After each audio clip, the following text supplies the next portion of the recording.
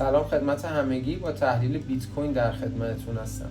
بچه من همچنان معتقدم که بیت کوین از این محدوده، تایم فریم دیلی هستش، از این محدوده بالا خواهد زد و فکر نمی کنم محدوده رو به سمت پایین بشکنه. ممکنه که بشکنه، اصلا این بعید نیست و تحلیل ما تحلیل 100% نیست، اما من یه همچین تفکراتی دارم و به نظرم اعداد 80200 و 70800 این دوتا خط، این دوتا محدوده میتونه محدوده هایی باشه که بیت کوین دوباره بهش برمیگرده و احتمالاً از اونجاها ساپورت میشه و به اعداد 103 و 112 هم میرسه. من فکر میکنم که یه همچین حرکتی بزنه و اگر بخواد این کف رو بشکنه برمیگرده تا این ناحیه ها، از این ناحیه ها برمیگرده یه لگه دیگه میریزه میاد پایین.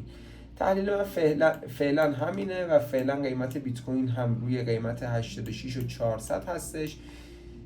یه 2-3 روزه که داره قیمت میریزه و فعلا داره توی این محدوده ها ساپورت میشه و به سمت بالا حرکت میکنه. من فکر میکنم که یه کف جدید بسازه و این کف قبلی که زده بود رو پایین ترش رو تاچ بکنه.